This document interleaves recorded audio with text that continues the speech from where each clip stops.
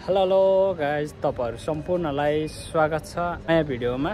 नयाँ विषयवस्तु अथवा नयाँ जानकारी मार्फत चाहिँ के भन्ने भयो त यो भिडियो मार्फत तपाईहरुलाई भन्दाखेरि चाहिँ विशेष गरी चाहिँ साइप्रसको अफर लेटर अथवा जब अफर लेटर भनेको चाहिँ के हो र त्यो अफर लेटर आएपछि चाहिँ भिजा आउन कति समय लाग्छ त भन्ने कुराको जानकारी चाहिँ म यो भिडियो मार्फत तपाईहरुलाई जानकारी गराउँदै छु। सो यदि तपाईहरुले चाहिँ यो भिडियो चाहिँ फेसबुक पेज मार्फत हेर्दै हुनुहुन्छ भने फेसबुक पेजलाई फलो गरिदिनु होला, ताकि यस्तो नयाँ भिडियो चाहिँ सजिलोसँग फेरि पनि अर्को जानकारीहरू प्राप्त गर्न सक्नुहुन्छ। र सँगसँगै यदि युट्युब च्यानलबाट हेर्दै हुनुहुन्छ भने चाहिँ युट्युब च्यानललाई सब्स्क्राइब गर्नु होला र सँगसँगै साइडमा रहेको बेल आइकनलाई प्रेस गरिदिनु होला।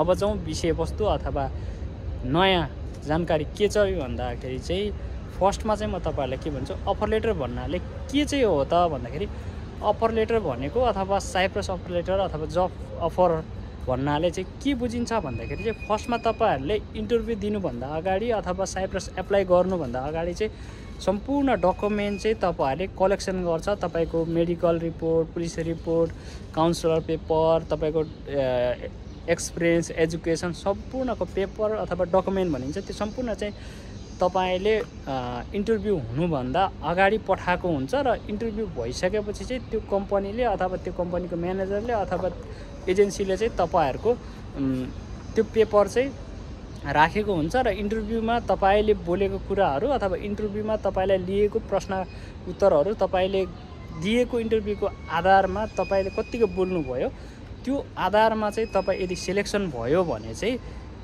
त्यो सिलेक्सन भइसकेपछि के गर्छ यहाँको एजेन्सीले र सँगसँगै यहाँको साउले एजेन्सीले चाहिँ त्यो साउलाई चाहिँ तपाईको पेपरहरू सम्पूर्ण दिएको हुन्छ र सिधै चाहिँ कुनै पनि कुरा चाहिँ डाइरेक्ट साउले इन्टरभ्यू लिन्छ भनेदेखि कुनै जबको लागि अप्लाई गर्दा चाहिँ प्रायमा चाहिँ के हुन्छ, एजेन्सीले त पहिला तपाईले इन्टरभ्यू दिन्छ अनि त्यो सम्पूर्ण तपाईले दिएको इन्टरभ्यूको भिडियोहरू कुनैले चाहिँ भनेदेखि हैन भने कुनैले चाहिँ तपाईको पेपर मात्रै लगेर चाहिँ साउले दिन्छ अथवा म्यानेजरलाई दिन्छ। त्यो कम्पनीमा तपाई कुन कम्पनी एप्लाई गर्यो भने चाहिँ त्यो कम्पनीमा एप्लाई भइसकेपछि त्यो कम्पनीको म्यानेजरले अथवा ओनरले कुनै पनि चिजले हायरिङ गर्ने पोजिसनको हायरिङ म्यानेजर अथवा तपाईको यहाँको साइप्रसको ओनरले चाहिँ तपाईलाई हुन्छ म यो व्यक्तिलाई चाहिँ काम दिन्छु, उसले यतिको जानेको रहेछ भनेर तपाईको सम्पूर्ण सिभी हेरेर अथवा तपाईको इन्टरभ्यू गराएर तपाईलाई सिलेक्सन गरिसकेपछि तपाईलाई एउटा पेपर आउँछ। त्यो पेपर चाहिँ के हुन्छ भने त्यो पेपरमा चाहिँ उनीहरूले कम्पनीको नियमअनुसार चलेको हुन्छ। त्यो चाहिँ इमिग्रेसनले बनाएको भिसाको लागि बनाएको पेपर चाहिँ होइन।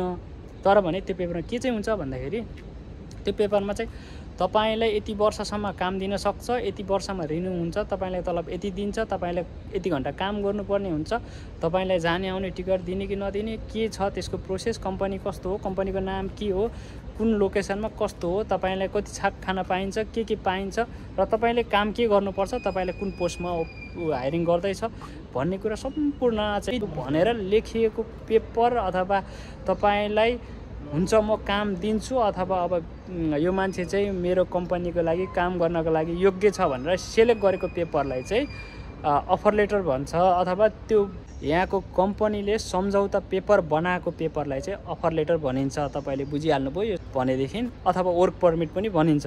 यो अब चाहिँ यो पेपर आएपछि चाहिँ भिजा कति समयमा आउँछ भन्ने कुरामा जाउँ। अथवा कतिमा यदि तपाईले चाहिँ सिजनल वर्करमा अथवा सिजनल अथवा होटल चाहिँ तपाईले एप्लाई गरेको होटल चाहिँ सिजनल रहेछ अथवा कम्पनी सिजनल रहेछ भने चाहिँ सिजनल भनेर सिजन अफ सिजनमा चाहिँ बन्द हुने रहेछ भने चाहिँ के हुन्छ, तपाईले अफ सिजनमा एप्लाई गर्दैछ भने चाहिँ अफ सिजनमा चाहिँ हायरिङ गर्ने टाइम हुन्छ, हायरिङ गरेर चाहिँ राखेको हुन्छ। जब ओपन हुन्छ अथवा जब सिजन लाग्छ त्यतिखेर मात्रै चाहिँ तपाईलाई के गर्छ त भनेदेखि उनीहरूले चाहिँ तपाईलाई एक्सेप्ट गर्छ हो। त्यही कारणले चाहिँ तपाईको चाहिँ कति लाग्छ भने चाहिँ 50 देखि 40 दिन अथवा हैन भने चाहिँ म्याक्सिमम चाहिँ 2 महिना जति चाहिँ त्यतिखेरको टाइममा त्यतिखेरको पिरियडमा चाहिँ एप्लाई गर्दै हुनुहुन्छ भने चाहिँ त्यति टाइम लाग्छ भिजा आउनलाई। तपाईँ अफर लेटर आए पनि भनेदेखि यदि तपाईले फेब्रुअरी अथवा मार्च भन्दा पछाडि तपाईको जुनसम्म चाहिँ एप्लाई गर्दै हुनुहुन्छ चाहिँ जुनै पनि सिजन अफ सिजनको कम्पनी चाहिँ एकदम चल्छ त्यो बेलामा चाहिँ। अनि सिजन हो, जे कुराको पनि सिजन हो, त्यतिखेर भने चाहिँ तपाईको अफर लेटर आएको 1 महिनादेखि 35 दिनभित्रमा नै मजाले तपाईले भिसा पाउनुहुन्छ र सँगसँगै 45 दिनभित्रमा तपाईँ यता साइप्रस आइपुगिसक्नुहुन्छ। यो रहेको थियो तपाईले सिजन अफ सिजन भनेदेखि यदि घरमा हाउसमा अथवा फ्याक्ट्रीमा अथवा एग्रीमा अथवा फ्याक्ट्री वर्कर यस्तो अरू नै कम्पनीमा फेन्सीमा यता यावत कुराहरूमा चाहिँ एप्लाई गर्दै हुनुहुन्छ भने चाहिँ यसको लागि चाहिँ सिजन अफ सिजन भन्ने हुँदैन। तर अफर लेटर आएको 35 दिन 40 दिनभित्रमा चाहिँ मजाले आउँछ तपाईँको भिजा। यो कुरा चाहिँ तपाईँहरूले बुझिहाल्नुभयो। अब कति समयमा चाहिँ भिजा आउँछ अथवा अफर लेटर भनेको के हो भनेपछि सँगसँगै चाहिँ भिजा पक्का आउँछ भनेर चाहिँ अफर लेटर आउने बित्तिकै चाहिँ नसोच्नु होला, किनभने 80% को मात्रै चाहिँ हुन्छ भिजा आउने कन्फर्म हुन्छ भने चाहिँ अफर लेटर आउने बित्तिकै भनेपछि कुनैको चाहिँ अफर लेटर आएपछि चाहिँ भिजा ठ्याक्कै आउँछ भन्ने चाहिँ हुँदैन। सो 20% चाहिँ चान्स कम हुन्छ। सो यो रहेको थियो आजको नयाँ भिडियो, नयाँ इन्फर्मेसन चाहिँ यो भिडियो मार्फत मैले तपाईँहरूलाई दिइहाल्यो। आजको भिडियोलाई चाहिँ यति नै। यदि तपाईँहरूले चाहिँ भिडियो कुन कुन ठाउँबाट हेर्दै हुनुहुन्छ कमेन्ट गर्नुहोला र सँगसँगै योभन्दा नयाँ नयाँ जानकारीको लागि चाहिँ यदि फेसबुक पेजबाट हेर्दै हुनुहुन्छ नि फेसबुक पेजलाई फलो गर्नुहोला र यदि युट्युब च्यानलबाट हेर्दै हुनुहुन्छ नि युट्युब च्यानललाई सब्सक्राइब गर्नुहोला र सँगसँगै साइडमा रहेको बेल आइकनलाई प्रेस गरिदिनु होला। हस्त धन्यवाद। जय नेपाल।